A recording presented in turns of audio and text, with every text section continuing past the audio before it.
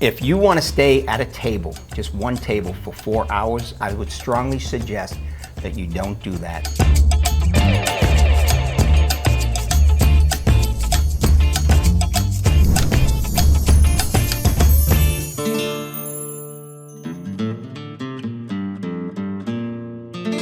So Mark says, John, what happens if a woman really likes you and doesn't want you to move? How do you explain it to her? That you take the woman out of there.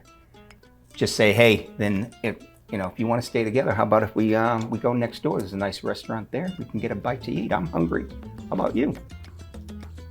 Okay?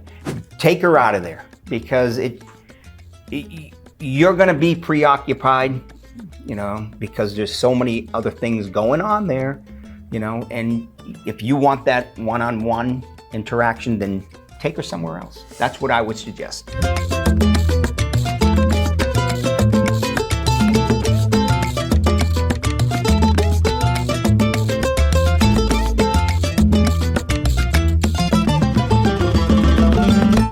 And I agree with Joe that this is your turf and you can do whatever you like to do. And if that's what you choose to do because you really feel like she really likes you and you want to get to know her right now and then, even though there's another 200 women all around you, then you can do that. That's on the low side. That's on the low side.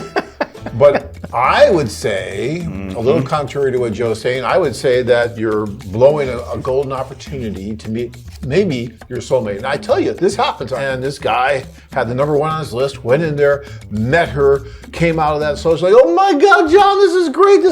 I can't believe it. He was shaking. I mean, he was so happy.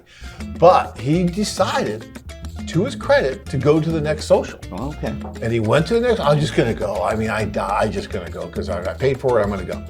He met another woman at that social that knocked his socks off. Everything in common, and he was so just confused and conflicted about what to do because he was dating both of them now for the next few days, right?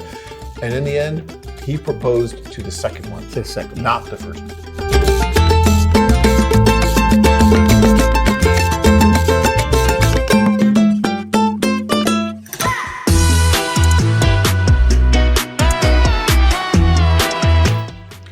If he would have just totally blown everything off and stayed with the first one, who knows what would have happened? I'm not saying totally blow it, but I'm saying if you're that hell-bent on staying with this girl, then definitely take her out. No, I think Joe's advice is good. And to that, if you're going to do that, don't stay in the social. Yeah. But here's what you say to her, I think. And again, this is only advice, like Joe says. We can only give you that. But what I would say to her is, look, I hate to leave, but they tell me I got to leave so you can meet some of the other guys. And the other guys want to meet you.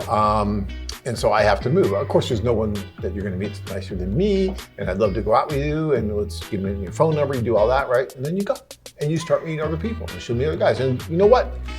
If that's meant to be, it's going to be. I don't care if she meets 10,000 other men, you meet 10,000 other women. If there's a strong chemistry between you two, it's going to happen. That's right. And so, you have to understand that. You can't just put someone in a cage and lock her up and hide her from everybody else, right? And that's what some guys try to do, I think, and I think that's a mistake. I just do. You nailed it right there. You really did.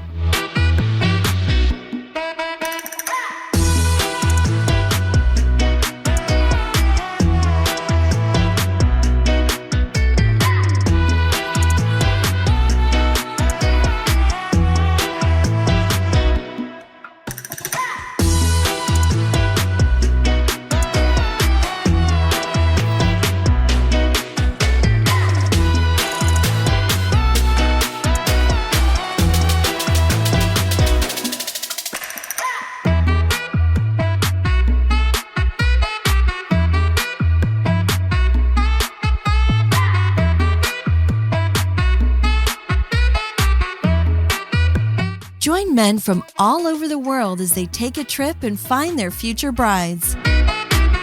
Interested? Learn more at